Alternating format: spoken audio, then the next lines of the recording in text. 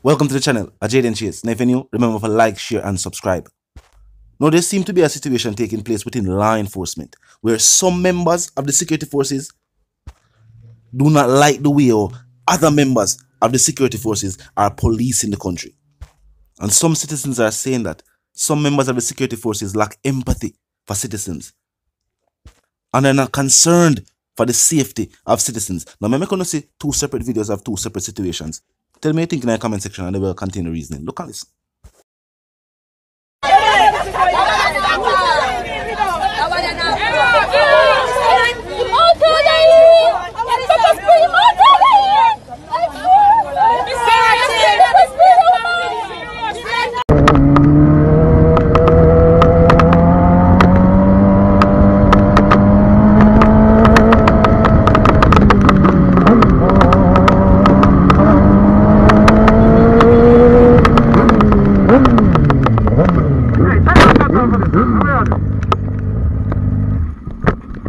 What kind of style?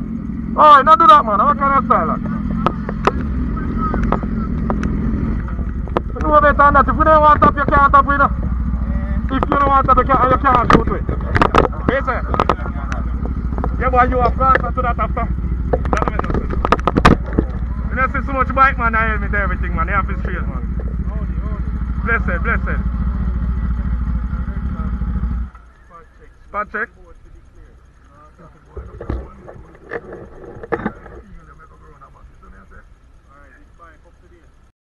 Now clearly there's a disconnect with how matters are to be handled. And clearly law enforcement still need more training on how to diffuse certain situations as opposed to just disrespecting citizens or escalating the situation itself. And whenever you see certain members of law enforcement behaving in this manner, there's always a couple officers who you can see it say, them not like what go on. You see them either turn away, walk away. Them just not like how them other member of law enforcement I deal with citizens. One of the bikers stop pointed out that, for one, if the bikers did not want it to stop, them never have it. To the miles per hour them bike they can go. And he pointed out to the law enforcement that you couldn't use a weapon. He did lower his weapon after and, explain to the bikers what was taking place.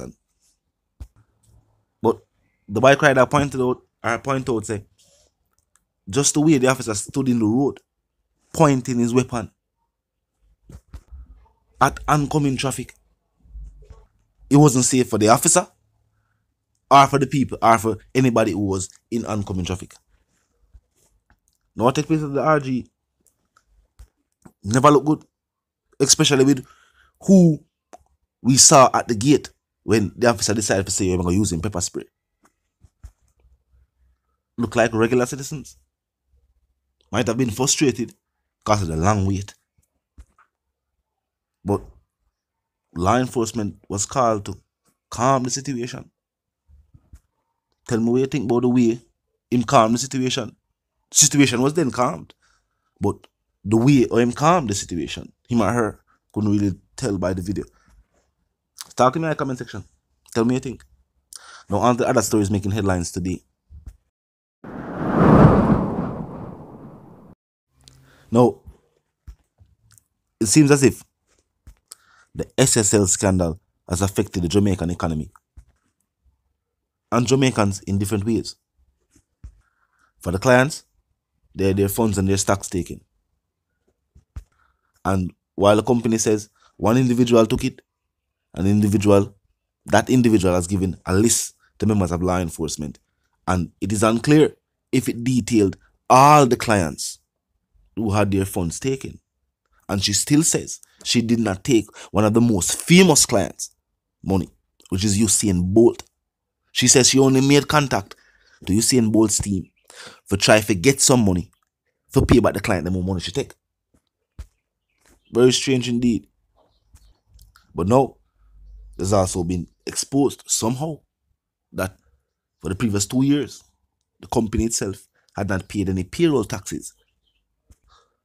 Or that secret just found out Nobody knows. Some of the information was made public when the company was, I think, audited. It was rumored that the company was trying to wind up, which was something denied by some and then confirmed by paperwork later on. Today, both are still not stepped forward to say that he has received back the funds. The other clients listed by Pantan were not individuals who had really talked about their situation in the media. So we don't know about them. But as far as the media is concerned, especially mainstream media, no clients have been paid back. Talk was made that the company had assets for pay for all of its debts. Company debts. Was the client's funds considered as company debts? That was not specified. Maybe the company needs to come talk about that. When them say them have enough funds to pay back all them debts, do they mean that them have enough money to pay back all the client them? Usain Bolt and others? Or things like this, the payroll tax or whatever other situation the company might have. And most would assume. So the company did have the money to pay back everybody. They were not saying that Gene and Pantan handled all of SSL clients. Is that the statement? That Gene was the person dealing with all of SSL's clients? Most would think not. If you have a supervisor and them have management, you have other agents, you have other clients. So we'd expect a financial institution that is dealing with securities, stocks, and bonds would be a wealthy financial institution.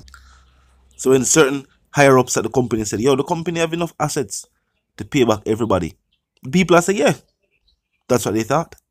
Until now, this information saying that the government is also owed. And sometimes issues with these companies is that they have different people who get to run the company. And as an executive said, when him forwarded the company, there was already certain discrepancies taking place at the company. Even though how the company reached that point, him just got it and they said and that's how I go on there. Remember, this is a 50-year-old company. And some of the people, the higher ups, are not even there on a day-to-day basis. As these are individuals with other businesses. And some would point out that, them are there for the day-to-day runnings of the business. Talk to me in the comment section. Tell me what you think. But them saying that Gene acted alone. Tell me what you think about the millions owed in taxes. Talk to me in the comment section. Now on to the other stories making headlines today. Now it seems like, as a matter of fact, clearly, there's unwillingness from PMP supporters to have George Wright march with them at the opening of Parliament. Now also, despite Wolper people having things to say about both parties, there seems to be still strong support for both political parties locally. I'm going to say what I go on and they will continue the reasoning. People want to look and of course want to listen.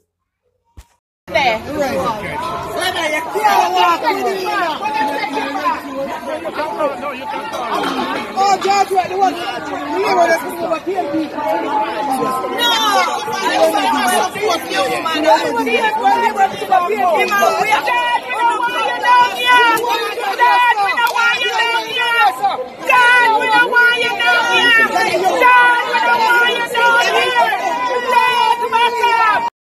Now the people seem to have not forgotten what took place with George Wright and why he's now an independent candidate.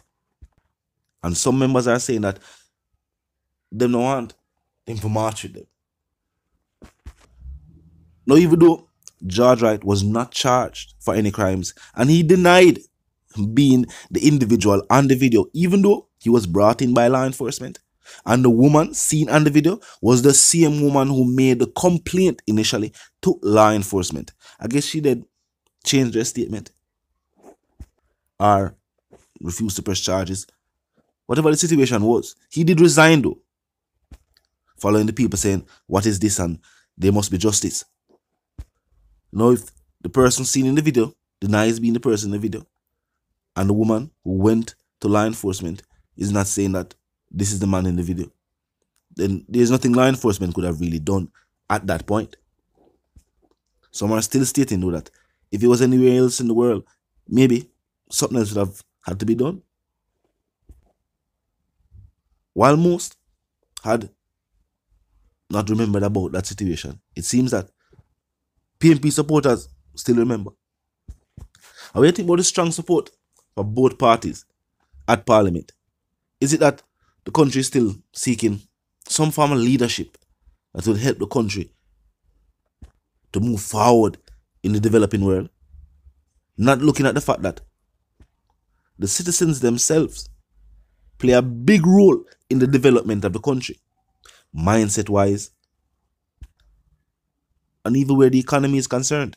Most people look at first world countries and look at the economy of first world countries. And yes, many of these companies and these industries have been around for over 100 years. But nevertheless, it was these companies and these industries that propel these countries' economy to where it is now. When we look at North America, we talk about the economy, we still have to mention all the big companies that were created in North America, who now own companies worldwide.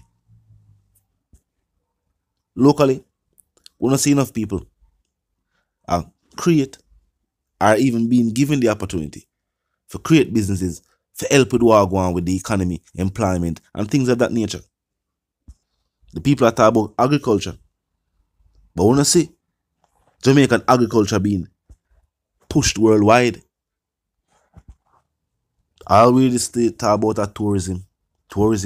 And keep in mind, while the government might have investment in companies or in hotels, majority of these hotels are owned by foreign conglomerates. So while the country speaks of tourism, we don't really own the tourism sector. The government don't own Sandals. Them not own Royalton. Them not own Rio. Them not own Royal the Cameron. I want just to name a few of the big name hotels on the island. So the government not really own the tourism sector. Why is it that them not help other sectors to grow? Entrepreneurship, big thing on the island.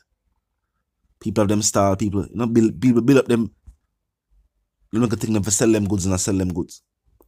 Instead of seeing the role of this play on the economy, and yeah, they must say them want the people them for start load the sidewalk. In downtown, you have a whole heap of buildings without roofs. Why the government launch an initiative to repurpose these buildings and make the price right for these iglas? Have law enforcement walk the entire downtown so that people don't have to worry about pickpocket and chain grabber. So that downtown can open for longer and generate more money and do the same across all the 14 parishes. People in Dubai have said this. The difference between Dubai and certain African continents who also have reserves of oil is not how much them get paid per jump for oil. Is the leadership of these countries. Not a fool for thought. Talk to me in the comment section. If you're new to the channel, click the subscribe icon, then the bell icon.